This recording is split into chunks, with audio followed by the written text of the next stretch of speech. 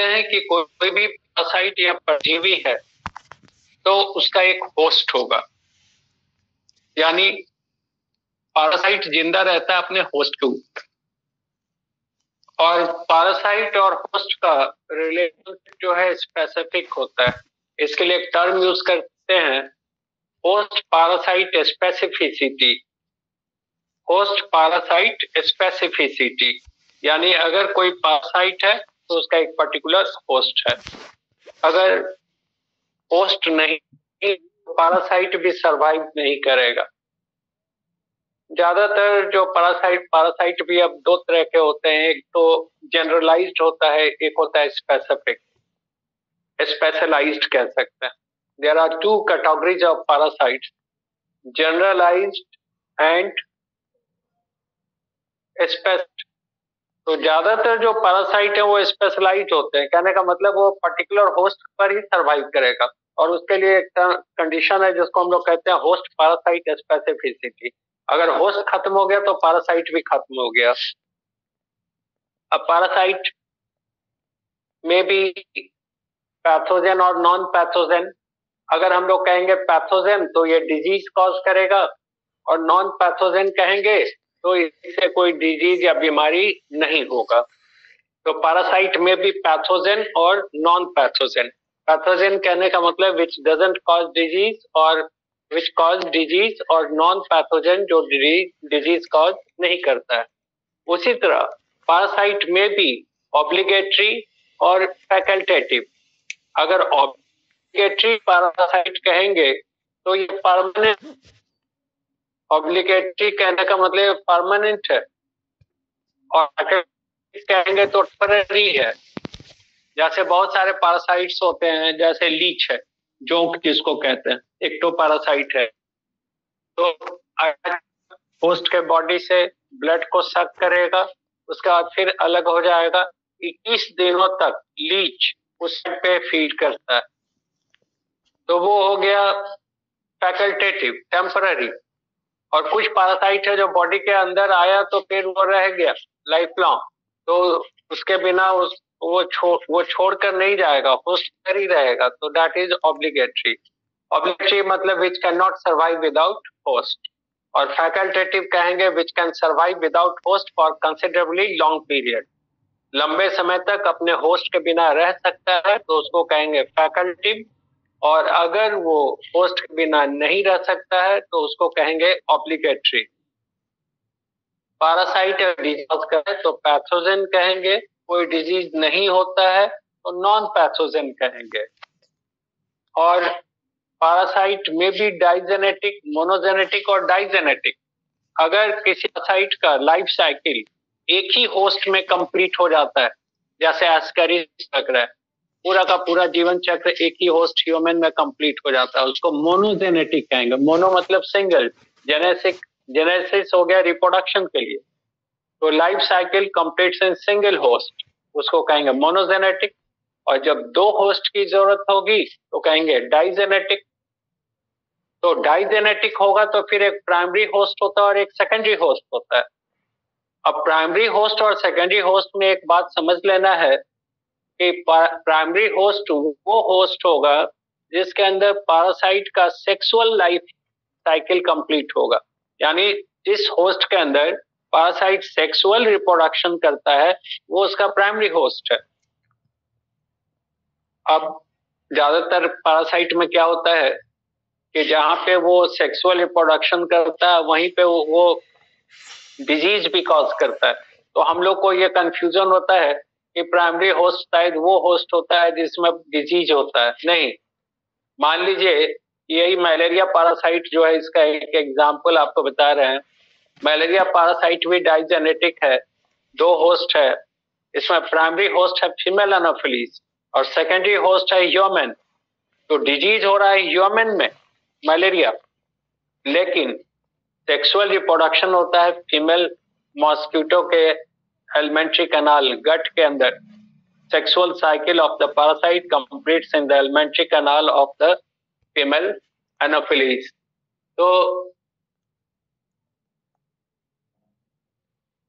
तो female anopheles के अंदर उसका सेक्सुअल रिप्रोडक्शन होता है। तो इसलिए अगर यहाँ दोनों बात है, एक है डिजीज हो रहा है ह्यूमन में और सेक्सुअल रिप्रोडक्शन है एनोफिलीज में, फीमेल एनोफिलीज में। अब अगर आप मानते हैं कि नहीं डिजीज जहां होता है वही प्राइमरी होस्ट है, तब तो ह्यूमन हो जाएगा उसका प्राइमरी होस्ट, लेकिन नहीं होता है। प्राइमरी होस्ट यहाँ पे फीमेल एनोफिलीज है जिसमें सेक्सुअल रिप्रोडक्शन होता है। तो ये चीज ध्यान रखना है। ये तो मलेरिया पैरासाइट से ये क्वेश्चन आया तो उलट के भी पूछ सकता है वो डिफरेंस बिटवीन पैथोजन और नॉन पैथोजन। हो सकता है पूछे कि ऑब्लिगेटरी और फैकल्टेटिव क्या है, मोनोजेनेटिक और डाइजेनेटिक क्या है। तो ये चीज समझना है। अब बात कर रहे हैं हम लोग पैरासाइटिक एडेप्टेशन। अभी कहा था कि कोई पैरासाइट है तो उसका होस्ट भी होगा। अब होस्ट नहीं खत्म हो गया तो पैरासाइट भी जिंदा नहीं रहेगा। तो बहुत सारा डिजीज में क्या होता है कि जो होस्ट है उसी को मार दिया जाता है। जैसे एक डिजीज है और स्लीपिंग सिकनेस कहते हैं।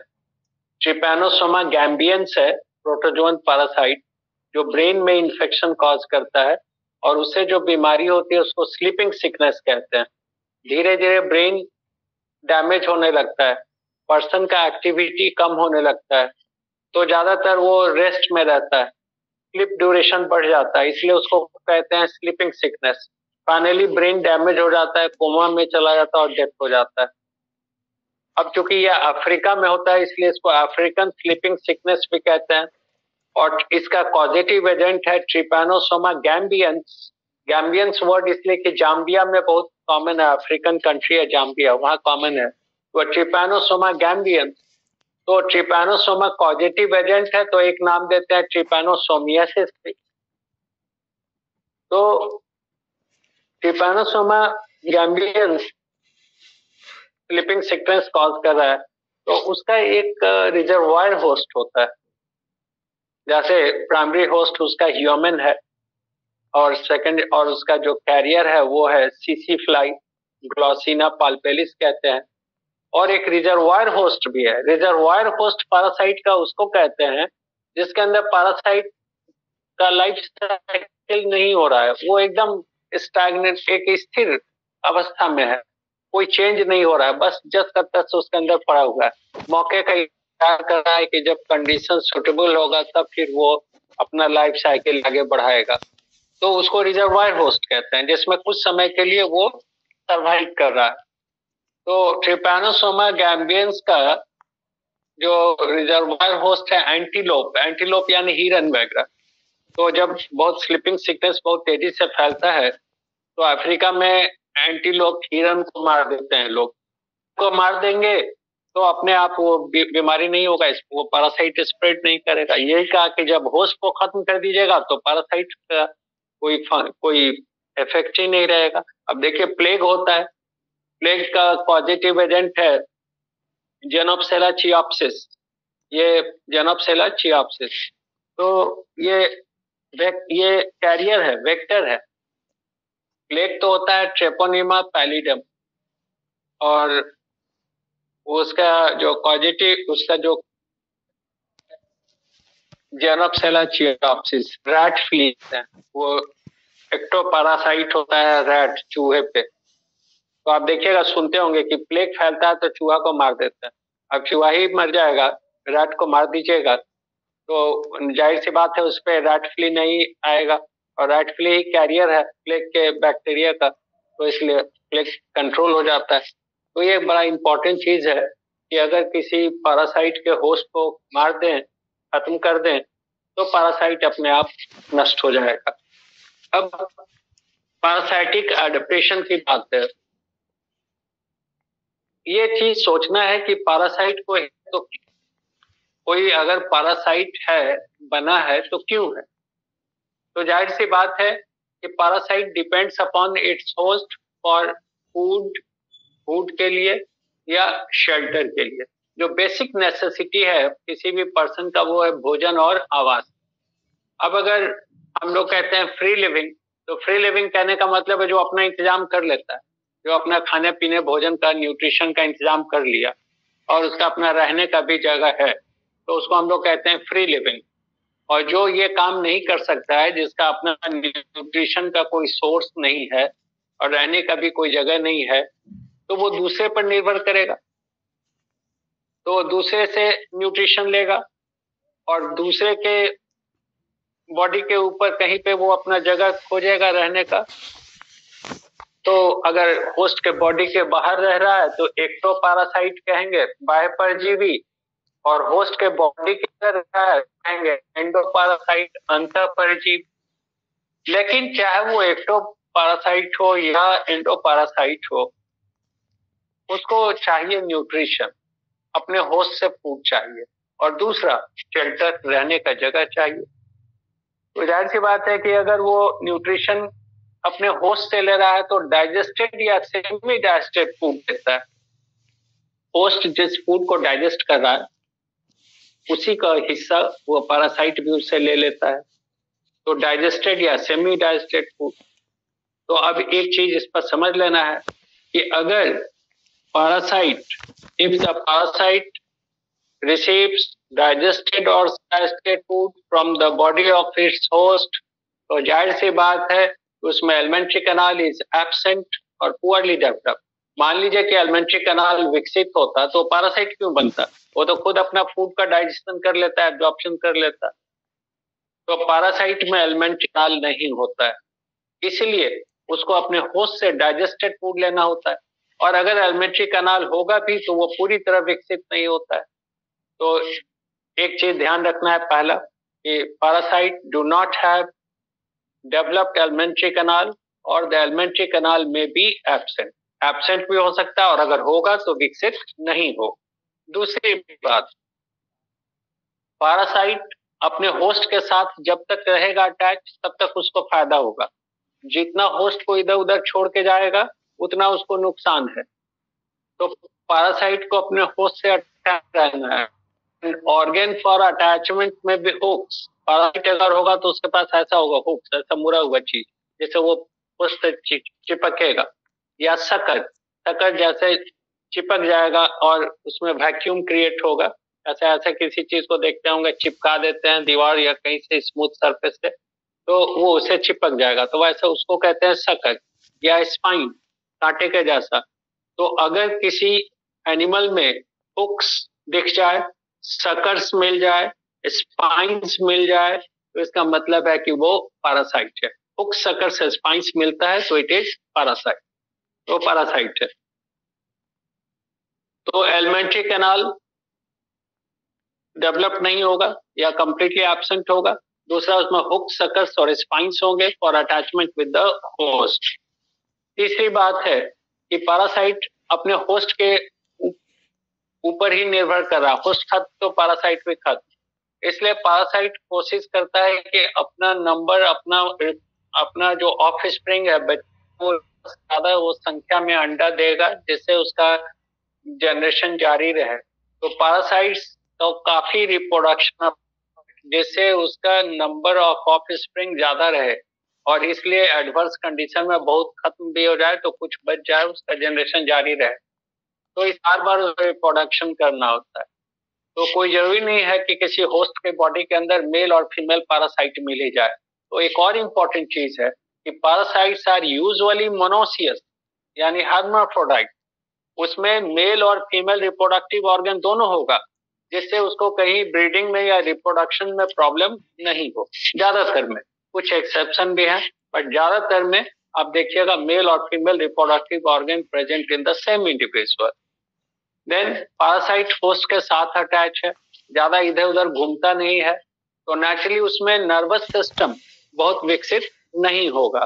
तो nervous system is poorly developed और हाईली डीजनरेटेड, अभी वेल डेवलप्ड नहीं होता। पैरासाइट का नर्वस सिस्टम डेवलप्ड होगा उसमें जो फ्री लिविंग है, जो ज्यादा एक्टिविटी करता है, फ्री लिविंग, उसमें नर्वस सिस्टम वेल डेवलप्ड है। और जो पैरासाइट है उसमें नर्वस सिस्टम डीजनरेटेड है।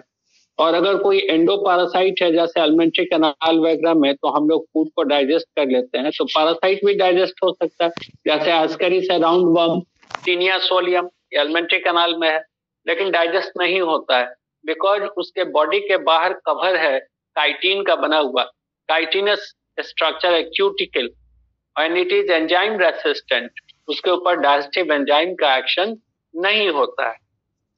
तो इसलिए इसका जो पैरासाइटिक एडेप्टेशन पूछेगा 2 नंबर में, तो आप इसमें लिख सकते हैं, 2 मार्क्स का है, इसमें आप लिखिएगा कि parasites have following characteristic.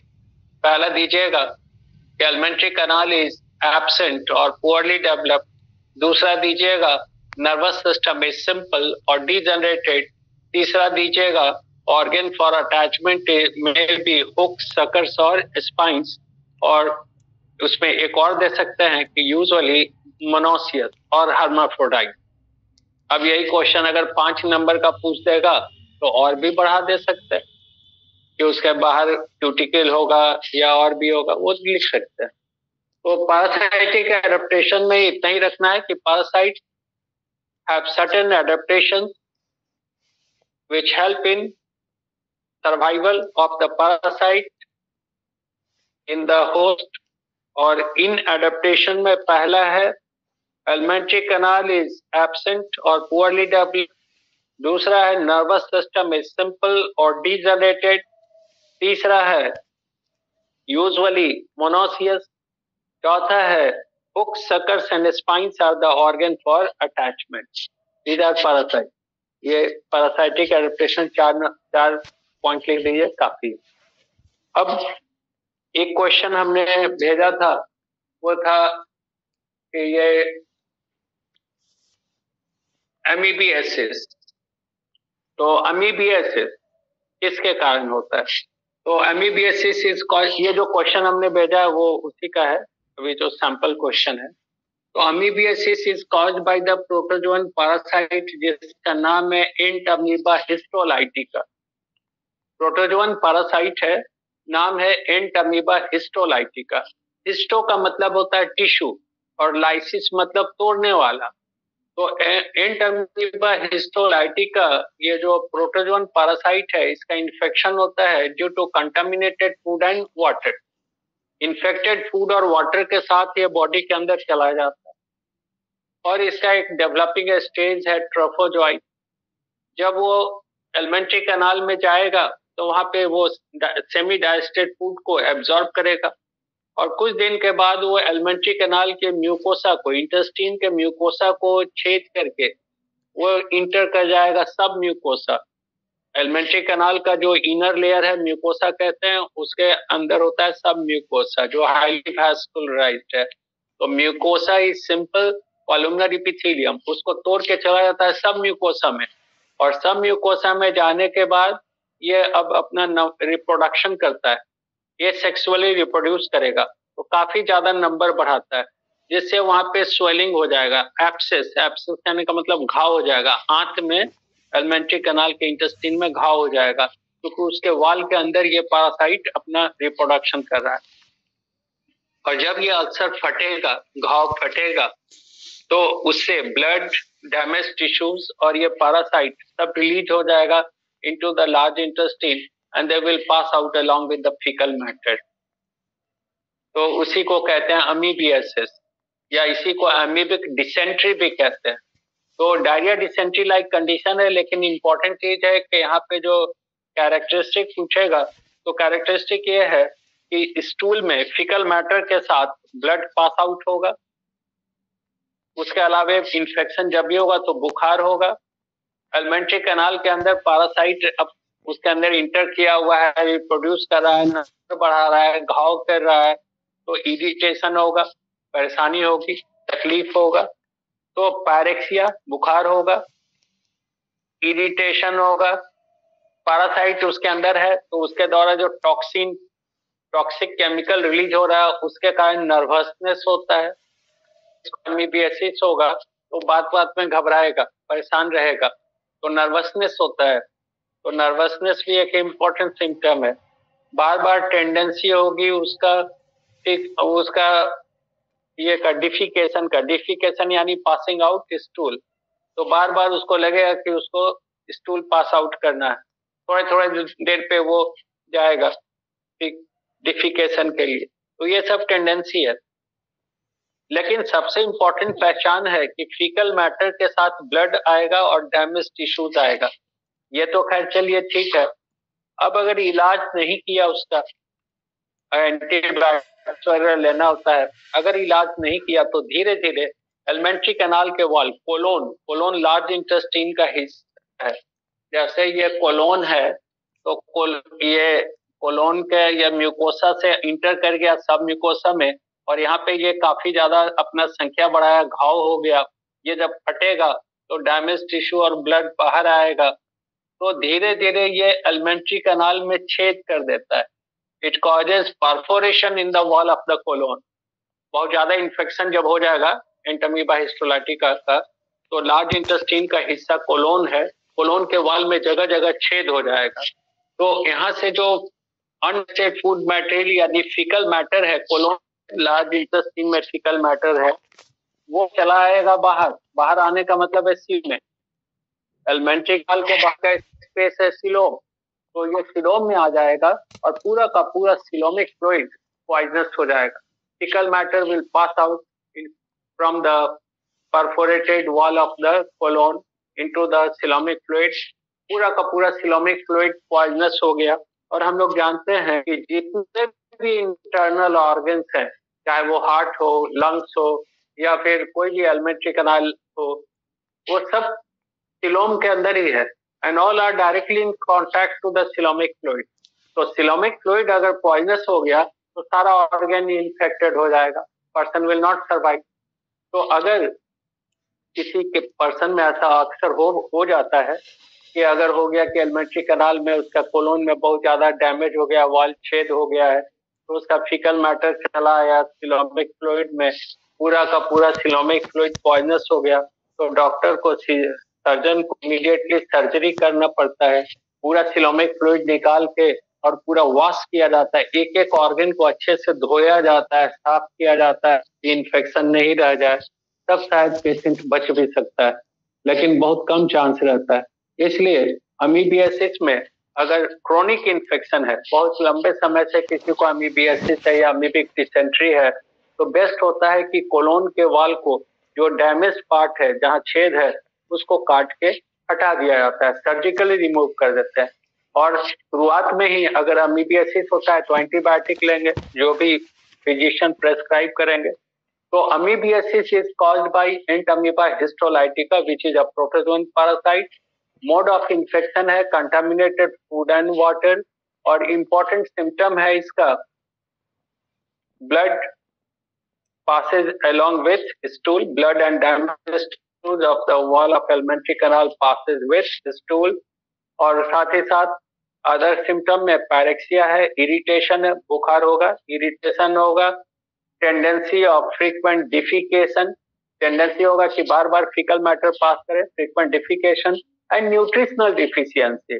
Parasite elementary canal में है तो वो उसके डाइजेस्टेड या सेमी डाइजेस्टेड फूड को यूज कर रहा है, तो पर्सन का हेल्थ अच्छा नहीं होगा, नर्वसनेस है, पैरेक्सिया है, देन डिफिशियंसी ऑफ फूड हो जाएगा तो वीकनेस होगा, देन नर्वसनेस होगा, जो कि टॉक्सिन रिलीज कर रहा है तो नर्वसनेस होगा, टेंडेंसी ऑफ फ्रीक्वेंट डिफिकेशन होगा, बार बार उसको फीकल मैटर पास करने की टेंडेंसी होगी। तो ये सब इसका कैरेक्टरिस्टिक सिम्टम है, इतना ही है। तो इसमें आपको लिखना होगा तो 2 नंबर में इतना ऐसे ही लिखिएगा कि amoebiasis is due to the Entamoeba histolytica. It is also called amoebic dysentery. Characteristic symptom is the presence of blood and damaged tissues of the colon in fecal matter. It may be fatal if the wall of colon becomes corroded. हो गया इतना 2 number में। और लिखना चाहेंगे तो लिख सकते हैं कि it also causes nutritional deficiency, nervousness, frequent tendency of defecation, pyrexia। तो जैसा रहे 3 नंबर वाला, अगर 5 नंबर वाला में रहेगा तो सब लिख लीजिएगा जो बता रहे हैं, 2 नंबर में रहेगा तो जो इम्पोर्टेंट चीज उतना ही लिखना है। और एक चीज हमने डिस्कस किया, एक और भेजा था कि प्लाज्मोडियम, प्लाज्मोडियम कहते हैं मलेरिया पैरासाइट। मैल का मतलब होता है विच इज नॉट प्रॉपर, मैल मतलब जो ठीक नहीं है, यानी जो सही नहीं है, उसको कहते हैं मैल। जैसे मैल फॉर्मेशन कहेंगे, जो ठीक से नहीं चीज बना है, तो मैल न्यूट्रिशन यानी न्यूट्रिशन सही नहीं है, तो मैल का मतलब विच इज नॉट प्रॉपर। और एरिया फॉर एयर। तो पुराने जमाने में मलेरिया ये डिजीज अफ्रीका में बहुत था, अभी भी है, अफ्रीका में है, अब तो एशिया में इंडिया में भी था, लेकिन अब इंडिया में बहुत कंट्रोल हो गया है। यहाँ मलेरिया को कंट्रोल करने के लिए गवर्नमेंट ने एक अलग से ये यूनिट ही बनाया था, मलेरिया कंट्रोल डिपार्टमेंट। तो मलेरिया काफी हद तक यहाँ कंट्रोल किया जा चुका है। अफ्रीका में तो ये बहुत कॉमन है। तो अफ्रीका में लोग मानते थे जब स्वाम्प यानी दलदली इलाके से जब हवा चलती है, तो हवा जितने गांव से गुजरते वो हवा, वहां के लोग हो जाते हैं। तो लोगों ने कहा कि ये बीमारी है मलेरिया, यानी इन्फेक्टेड या पॉल्यूटेड एयर आ रहा है दलदली इलाके से रात में, और जिस गांव भी गुजरता है वहां से वो बीमार हो जाते हैं। बाद में सर रोनाल्ड रॉस ने कहा ये बैड एयर से नहीं है, इसका कॉजेटिव एजेंट है प्लाज्मोडियम, और उसका जो कैरियर है वो है फीमेल एनोफिलीज उसका कैरियर है। अब जहाँ जाहिर सी बात, जो दलदली इलाका है जहाँ स्वाम्प है, वहां पे मॉस्किटो का ग्रोथ ज्यादा होगा, और मॉस्किटोज आर नॉक्टर्नल। तो रात में हवा के साथ जब ये मच्छर चलता था, मच्छर उड़ता था, तो जितने गांव से गुजरता था वहां फीमेल एनोफिलीज लोगों को बाइट करती थी, और इस प्लाज्मोडियम को उसके बॉडी के अंदर डाल दिया, तो उस पर्सन को मलेरिया हो जाता था। अब मलेरिया का जो पैरासाइट है, मलेरिया पैरासाइट प्लाज्मोडियम, इसका साइकिल होस्ट में कंप्लीट होता है। प्राइमरी होस्ट इसका फीमेल एनोफिलीज, जहां सेक्सुअल रिप्रोडक्शन होता है, उसके एलिमेंट्री कैनाल में सेक्सुअल रिप्रोडक्शन होता है। और फीमेल एनोफिलीज के सीलोम में ये सेक्सुअल रिप्रोडक्शन है, जिसको स्पोरोगोनी कहते हैं। तो याद रखिएगा, sexual reproduction in the alimentary canal or gut of the female anopheles, asexual reproduction sporogony in the coelom of the female anopheles, और ह्यूमन के अंदर only asexual reproduction, and the asexual reproduction in human is called साइजोगोनी। ये parasite asexually अपना number बढ़ाता है, इस process को कहते हैं साइजोगोनी। ह्यूमन में दो जगह होता है, एक लीवर में, तो उसको कहते हैं लीवर साइजोगोनी, और दूसरा होता है आरबीसी के अंदर, उसको कहते हैं इरिथ्रोसाइटिक साइजोगोनी। तो फिर से समझ लीजिए, पैरासाइट डाइजेनेटिक है प्लाज्मोडियम, प्राइमरी होस्ट है फीमेल एनोफिलीज, जिसमें दोनों तरह से रिप्रोड्यूस करता है, sexual and asexual. Sexual reproduction उसके एंट्री कैनाल में होता है, और एसेक्सुअल रिप्रोडक्शन होता है उसके सीलोम में, उसको कहते हैं स्पोरोगोनी, स्पोर का निर्माण करता है। इन्फेक्टिव स्टेज है स्पोरोजोइट, जिसका निर्माण होता है मॉस्किटो के सीलोम में। और एसेक्सुअल रिप्रोडक्शन साइजोगोनी कहलाता है। ह्यूमन में दो जगह होता है, लीवर में तो लीवर साइजोगोनी, और इस आरबीसी में तो इरिथ्रोसाइटिक साइजोगोनी। इसलिए मलेरिया जब होता है तो ह्यूमन का लीवर इनलार्ज हो जाता है, क्योंकि लीवर डैमेज होता है, उसका सेल टूटता है। और दूसरा आरबीसी भी टूटता है, हीमोग्लोबिन की कमी होती है, इसलिए मलेरिया में लोगों को कमजोरी हो जाती है, काफी वीकनेस हो जाता है, बुखार होगा। अब जो सबसे इंपॉर्टेंट सिम्टम है इसका, वो बुखार होता है, और बुखार जाड़े के साथ होता है, चिल एंड फीवर, जाड़ा देकर बुखार होता है। अब ये जाड़ा देकर बुखार अगर हर 48 घंटे के बाद होता है, यानी तीसरे दिन होता है, तो इसको टर्सियन मलेरिया कहते हैं। और अगर ये जाड़ा बुखार चौथे दिन होता है, यानी 72 घंटे के बाद होता है, तो क्वार्टर मलेरिया कहते हैं। अब अगर इस बुखार से डेथ होता है तो मैलिग्नेंट मलेरिया कहेंगे, और अगर डेथ नहीं होता है तो बेनाइन कहेंगे। तो अगर तीसरे दिन पे सिम्टम आता है ज्यादा बुखार, तो टर्सियन मलेरिया। अगर डेथ कॉज करता है तो मैलिग्नेंट, नहीं कॉज करता है तो बेनाइन, और चौथे दिन पे आता है ज्यादा बुखार तो क्वार्टर मलेरिया। अब 4 स्पीसीज है मलेरिया का। एक तो plasmodium vivax, it causes benign tertian malaria, यानी सिम्टम आएगा तीसरे दिन और डेथ नहीं होगा, और यही आपको पढ़ना भी है लाइफ साइकिल। दूसरा है प्लाज्मोडियम ओवेल, ये माइल्ड टर्शियन मलेरिया, हल्का है। तीसरे दिन सिम्टम आता है ज्यादा बुखार, लेकिन हल्का है, इससे कोई प्रॉब्लम नहीं। तीसरा है Plasmodium falciparum, it causes malignant tertian malaria, symptom आएगा तीसरे दिन, लेकिन इट विल कॉज डेथ। तो यही आंसर है। पूछा गया है कि मलेरिया का कितना स्पीशीज है, तो 4 स्पीशीज है। और कौन सा मैलिग्नेंट मलेरिया कॉज करता है, तो आंसर है प्लाज्मोडियम फैल्सीपेरम। और चौथा है प्लाज्मोडियम मैलेरी, इट कॉजेज क्वार्टन मलेरिया, यानी यहाँ पे जो ज्यादा बुखार होगा वो हर चौथे दिन होगा। तो यही लिखना है कि Plasmodium has 4 species, Plasmodium vivax, दूसरा प्लाज्मोडियम ओवेल, तीसरा प्लाज्मोडियम मैलेरी, और चौथा प्लाज्मोडियम फैल्सीपेरम। प्लाज्मोडियम ओवेल, अब ये पूछा नहीं कौन क्या कॉज करता है, वहां तो पूछा है कौन मैलेरी, तो सीधे लिख देंगे प्लाज्मोडियम। लेकिन अगर वैसा कुछ रहे उसमें कि कौन कौन क्या कॉज, रखिएगा Plasmodium vivax causes benign tertian malaria, यानी ज्यादा बुखार तीसरे दिन आएगा 48 घंटे के बाद, लेकिन डेथ नहीं होगा। दूसरा है mild Plasmodium oval, mild tertian malaria, बहुत हल्का बुखार होता है, उससे कोई ज्यादा प्रॉब्लम नहीं है, और तीसरे दिन होता है, तो ओवेल है। और प्लाज्मोडियम मैलेरी, या क्वार्टन मलेरिया, चौथे दिन बुखार आएगा, लेकिन डेथ नहीं होता है, इसमें भी डेथ नहीं होगा। डेथ एक ही टाइप में होता है, और वो है फैल्सीपेरम। एक ही मलेरिया प्लाज्मोडियम डेथ कॉज करता है, दैट इज फैल्सीपेरम। तो आंसर तो आप लिख रहे रहे, थोड़ा थोड़ा डिस्कस कर देने से दिमाग में आ जाता है, रिवीजन हो जाता है कि क्या है। और चूंकि पैरासाइट पूछेगा, अभी पैरासाइट से और भी क्वेश्चन डिस्कस करेंगे, इसलिए थोड़ा सा इंट्रोडक्शन दे दिया कि पैरासाइटिक एडेप्टेशन में ध्यान रखिएगा। पैरासाइट है तो क्यों है, तो पैरासाइट को भोजन की जरूरत है, इसलिए एलिमेंट्री कैनाल अगर होता तो उसको फूड लेने की क्या जरूरत पड़ती होस्ट से, इसलिए एलिमेंट्री कैनाल नहीं है। अब होस्ट के साथ ही रहना है तो उसको कहाँ इधर उधर जाना है, तो होस्ट से अटैच रहना होगा। अटैचमेंट के लिए हुक सकर्स स्पाइंस होगा। अब ज्यादा इधर उधर फ्री मूव नहीं करना है तो नर्वस सिस्टम उसका सिंपल होगा, डिजेनरेटेड होगा। होस्ट के अंदर ही उसको अपना नंबर बढ़ाना है तो जनरली वो मोनोसियस होगा। और अगर एलिमेंट्री कैनाल में है तो उसके बाहर एंजाइम रेसिस्टेंट क्यूटिकल होगा। ये सब इंपॉर्टेंट कैरेक्टरिस्टिक। फिर ऐसे ही हम लोग डिस्कस करते रहेंगे, थोड़ा थोड़ा डिवीजन होता रहे। ठीक है, थैंक यू।